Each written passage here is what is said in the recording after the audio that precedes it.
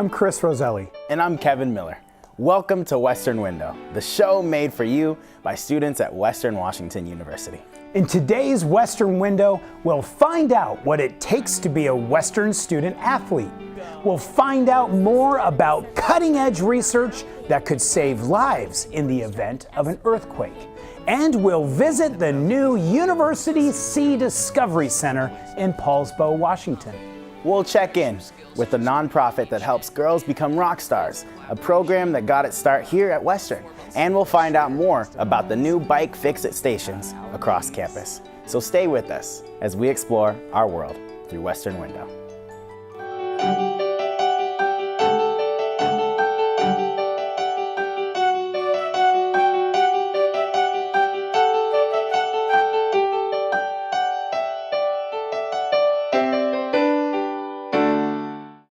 It's no secret that the Pacific Northwest is in a seismic zone. Called the Ring of Fire, the Earth's continental plates come together, resulting in volcanoes such as Mount St. Helens and Mount Baker, and earthquakes. Although there is no way for scientists to accurately predict an earthquake, now researchers along the West Coast, including the Resilience Institute right here at Western, are working hard to develop an early warning system to detect earthquake waves before any major shaking begins. And that extra time could make a big difference for many people throughout the Northwest.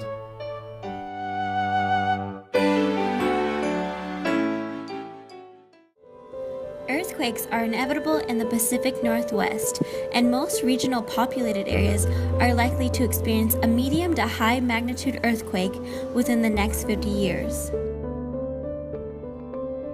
The Pacific Northwest Seismic Network is working together with colleges along the coast to add and update sensors for more accurate results with shorter processing times. One of the challenges they currently face is getting the funds for this early warning program. The upfront cost will be $38 million, with the additional annual cost of $16 million. And if 100 years go by with no destructive earthquakes, the system will have cost $1.6 billion.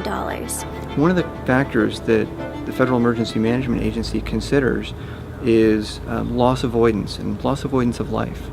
They look at losses avoided in terms of statistical lives. And the average value of a statistical life is more than $5 million. We're in a position where if it costs maybe $16 million a year on average to operate and maintain a system like that, and we save 3 people, it puts it in perspective, that the costs that would be necessary to build and maintain the system, are quickly outweighed by the benefits. If we have a Cascadia subduction zone earthquake, which is potentially a 9.0 earthquake, we're looking at possibly 10,000 people dying, most of them in tsunami zone areas along the coast. This type of earthquake is estimated to happen roughly every 500 years on average. The last hit in January 1700 and sent a tsunami across the ocean towards Japan. FEMA has estimated what we would lose in earthquakes, and their estimate is $500 million, $1 billion a year on average in the long term. So most years there's nothing. There's no earthquakes big enough to do much damage. But every now and then we'll have one of these terrifying earthquakes, which can cause up to $100, $200 billion worth of damage. One of the projects the Pacific Northwest Seismic Network hopes to accomplish is the development of an early earthquake warning system that uses sensors to harness information from the initial fast-moving and low-shaking P waves. They will use this data to send out alerts about how big and when the larger and more destructive S wave will hit. So the goal of earthquake early warning is to record those first fast waves, to learn about the earthquake source as quickly as possible, within seconds, and then to warn communities in advance of strong shaking before the energy carrying waves arrive. Earthquake. Moderate shaking expected in 5 seconds.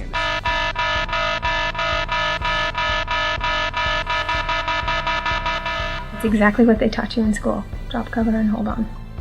And the reason we promote drop, cover, and hold on is that for people in Washington State, the biggest concern is being injured in an earthquake. And you're going to be injured from perhaps shattering glass or books and shelving. So you want to get under something so all that stuff hits the table or the desk or whatever before it hits you. Earthquake early warning does lots of things. It gives people some forewarning that the ground beneath them is going to begin to shake, and even some idea of how strong it might shake, which I think is really important just sort of for that mental preparation so you can get yourself ready. I think is really valuable.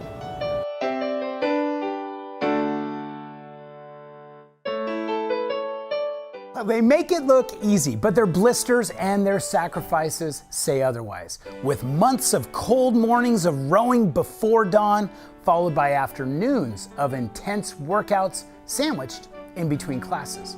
This is the kind of dedication that has allowed the Western women's rowing team to accomplish what no other team in the nation has been able to do, and that is to win 7 straight national titles. In this very special segment, filmmaker and rower Kristen Foster gives us a look inside the world of a Western student athlete.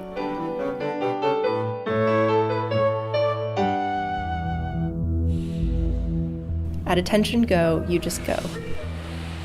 There's no pain, only wind moving through your lungs. Your body does what it needs to do. Lactic acid finds its way to your legs, and oxygen seems to get lost. A wall approaches. This wall blocks the entrance to the pain cave. You reach this wall and you know that there's no going back. You're either going to push and budge that wall, or you take a huge leap, smash through it, and enter the pain cave. The pain cave is a place deep within yourself. It's where your body goes when your mind is still out there racing. Entering the pain cave is a commitment to not just yourself, but to your boat, to conquer it, dig deeper, and push harder. A second wind brings you to the pain locker. Entering the pain locker is a requirement. It is an indescribably painful experience, but fundamental to our sport. Through the grates of the locker, your mind struggles to control your body, which you can no longer feel and no longer see. But the second wind is still behind you and carries you to the end. And then it's over. You leave the pain locker, walk out of the pain cave, and weigh enough.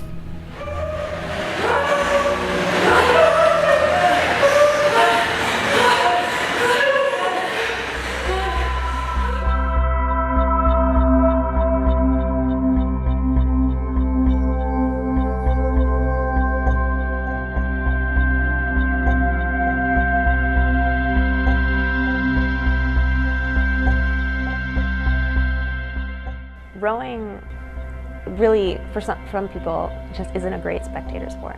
Because you look at like videos of rowing or watching other people row, and it looks so easy.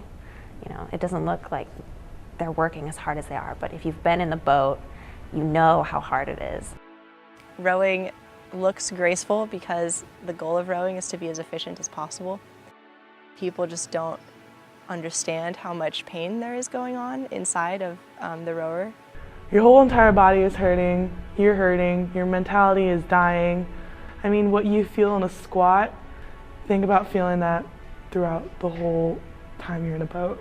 You have to be like focused on pushing as hard as you can and being in like incredible amounts of pain and figuring out how to overcome that while you're like very focused on like where every part of your body is in the boat and how that corresponds to where everyone else's bodies are in the boat too. So you have to want the rest of your teammates to succeed. Like, even if you want to be the strongest and the best, you want everyone else to be strong too, because you need them.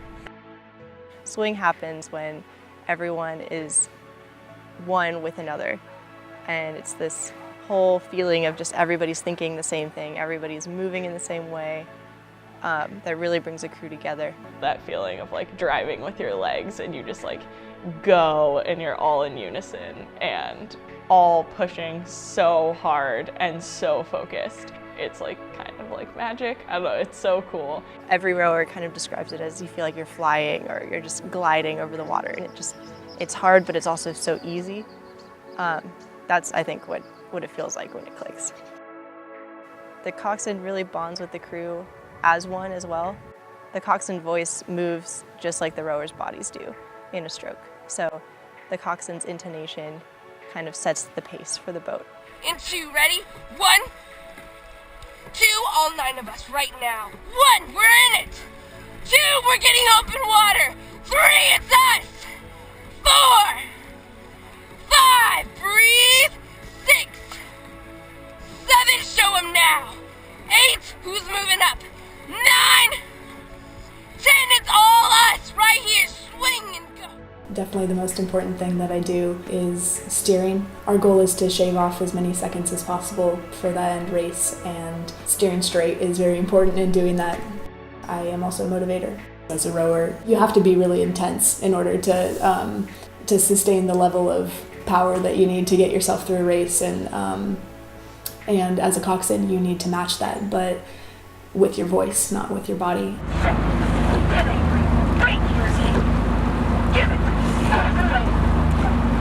I do generally call like power 10s or focus 10s to get the rhythm or the focus back in the boat.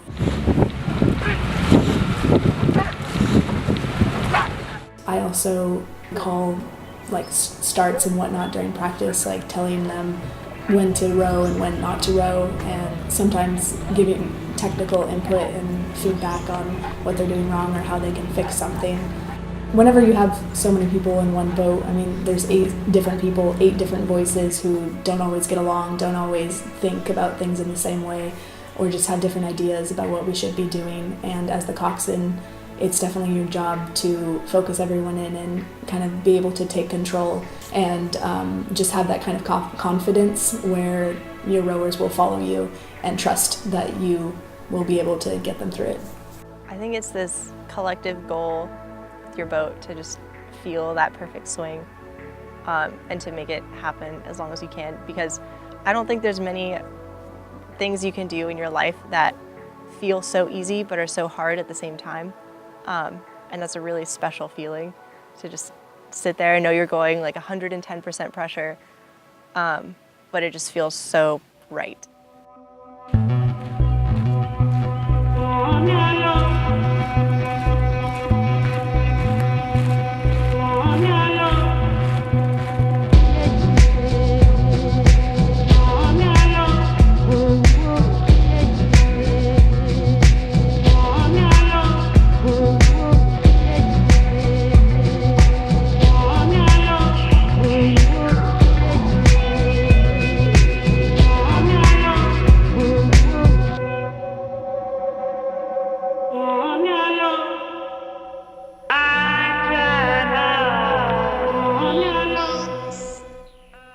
For most days out of the year here in Bellingham, it's cold and it's dark and it's usually rainy every morning when we're out at practice. So even you're there early, and I think it just takes, you've got to be tough to want to get up every morning so early and go out and be out there in these rough conditions, working really hard before you even had breakfast, and then you have to go home and start your whole routine. We've done more in a morning than most people have done in the whole day.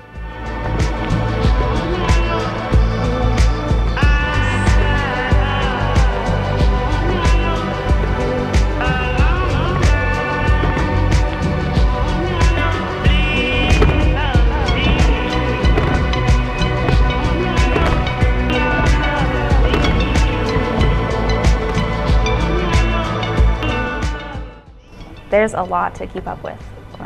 You have morning practices, which go from 5 to 7, and you have to run home, change, get something to eat, get all your school things together. And then you're usually rushing off to campus, you have all your classes, you have an afternoon workout, and you have to somehow get it all done and still get in bed at a reasonable hour because you're going to be up again early the next morning. I'm in one of the majors on campus that requires the most credits of any of the majors. It requires the latest nights, some people might say, and rowing obviously is a sport that requires the earliest mornings. Managing 25 to 30 hours of rowing practice a week plus 24 hours in class a week, not counting homework time, is insane. And I just know that every segment that I'm going to put into that part of my life I'm going to put 150% into it, because otherwise it's not going to be worth it.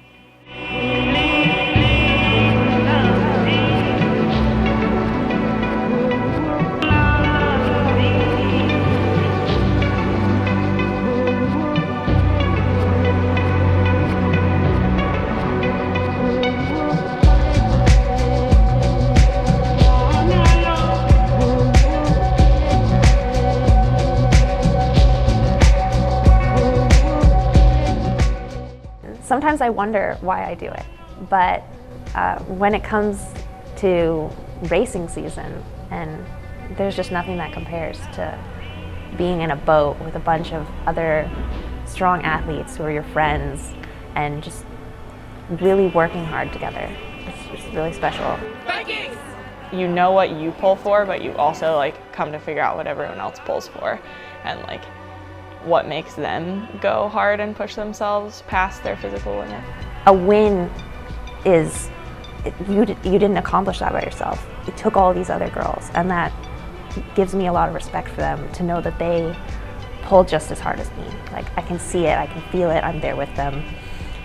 It just says a lot about your teammates when they all pull through for each other.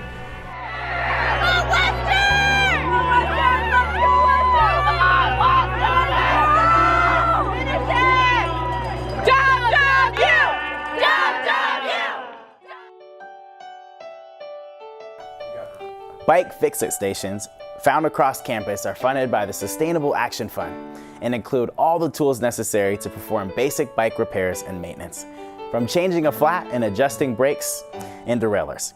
These stations, made in America by Duro, were funded through a Western Sustainable Action Fund large grant and are an inexpensive but effective way to encourage biking for everyone in the Western community.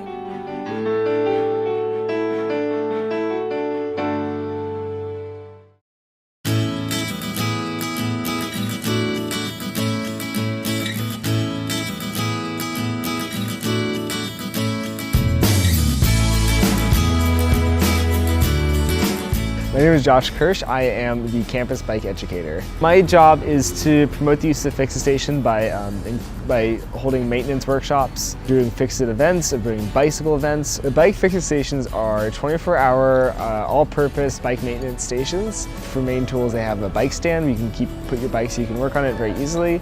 They have a pump with both Schrader and Presta valves. They have Allen keys, and they have some box wrenches, which are really helpful, and some various other wrenches that you can use to make sure your bike is in tip-top shape. This idea came about of putting in the fix-it stations through an SAF grant. The Sustainable Action Fund is a student fee-run program that gives money to student-led projects to make campus a more sustainable place.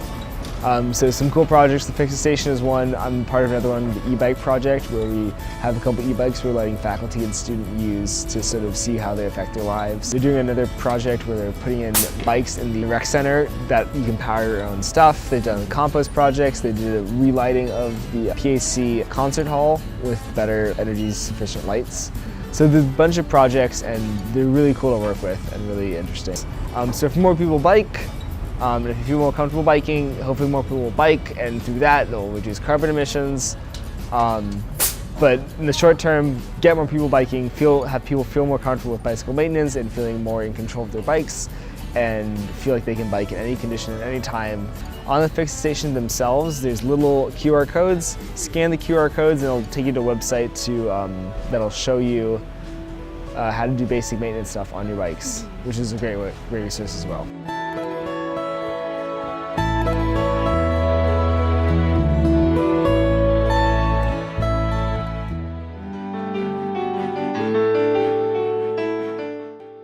As a student at Fairhaven College, Morgan Paris-Lanza was a volunteer at the very first Bellingham Girls Rock Camp, and she quickly became a champion of the empowering event. Now, as a Western alum and executive director of the BGRC, Miss Lanza is giving girls around our region the chance to prove that everyone can rock.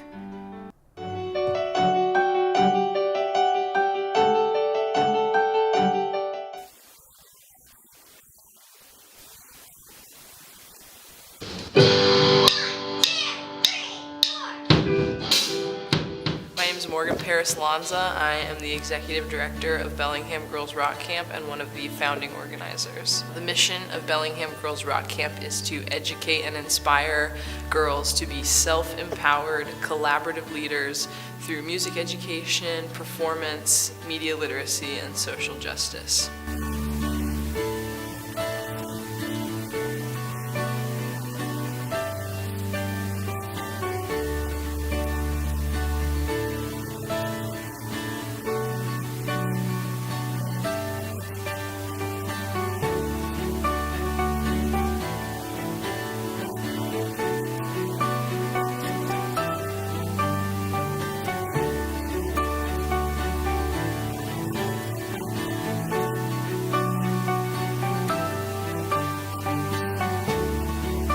In our mission, we specify self-empowered leaders versus empowered leaders because power isn't something you can just hand to somebody. It's not a loaf of bread, as I learned in a class here at Western, at Fairhaven College. It's a relationship, it's about choices. So what we do at camp is we provide the girls with tools that they can then use to empower themselves. Tools like songwriting, leadership skills such as communication and compromise and collaboration, performance skills, the ability to be in front of other people and either speak or sing a song. And through providing them with these tools or helping them develop these skills, we watch them develop this confidence that a lot of them didn't have before coming to camp.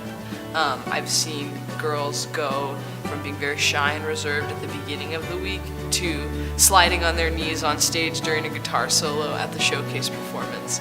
So through this process of teaching them songwriting, providing them a space to work with other girls their age towards a common goal, which is writing their song, and then all of the other workshops we do at camp around media literacy and body positivity, and just really repeating daily this mantra of "We rock." We have a chant that we do at camp whenever we're trying to get their attention, where we walk in the room and we say, "Who rocks?" Everybody goes, "We rock," or when I say "Who rocks," you say "We rock." Who rocks? We rock. Who rocks? We rock. And that mentality of "I rock" really carries throughout the camp, throughout the mission, and our involvement in the community. I mean, I've had past volunteers tell me that they were at the grocery store and they said they were sorry to a customer and the customer went, "You rock." And they're like, "Did you volunteer at Girls Rock Camp?" So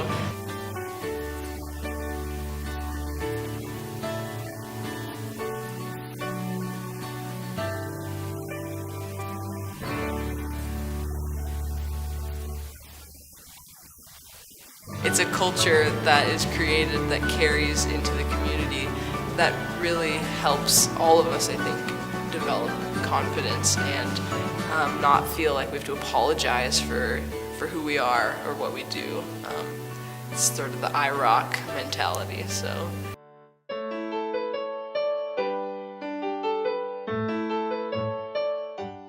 The Poulsbo Marine Science Center has become the Western Washington University Sea Discovery Center, combining science, education, and an aquarium. The Sea Discovery Center is a hands-on facility where visitors can experience over 100 species of marine plants and animals while learning about the nature of our inland waterways.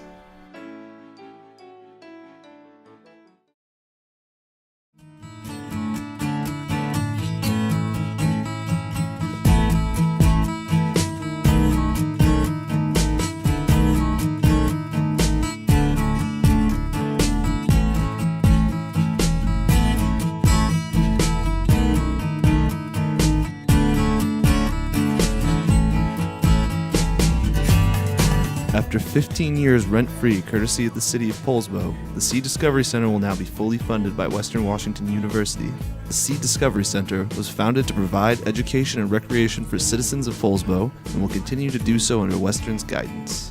With more than 10,000 visitors annually, the Sea Discovery Center holds a special place in the Poulsbo community. Today we are effectively transferring our Poulsbo Marine Science Center to Western Washington University to be used as an educational facility for what I call lifelong learning. My name is Lauren Kemper, and I'm the volunteer coordinator and aquarium assistant here at the Sea Discovery Center now.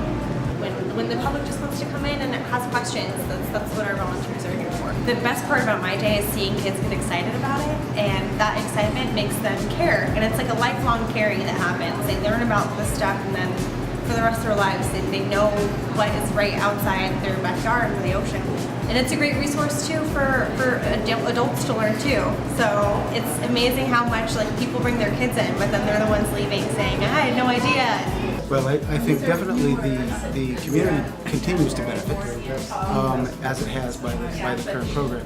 We will continue operations here as they are now, serving the community. But we also have some exciting ideas for the future.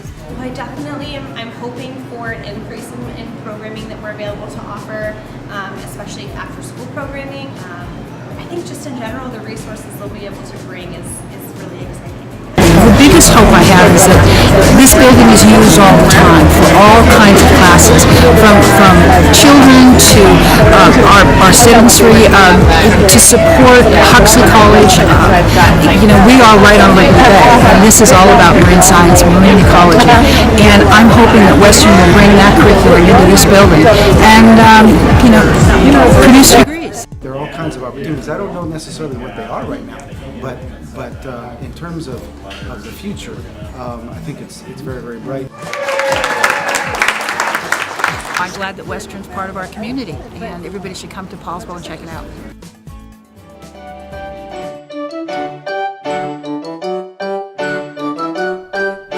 Well, that's it for this episode of Western Window. We'll see you next time as we explore our world at and around Western Washington University.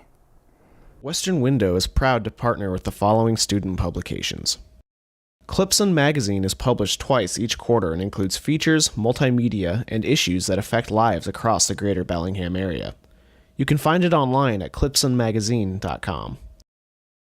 The Western Front is the official newspaper of Western Washington University, published by the Student Publications Council and funded by your advertising dollars.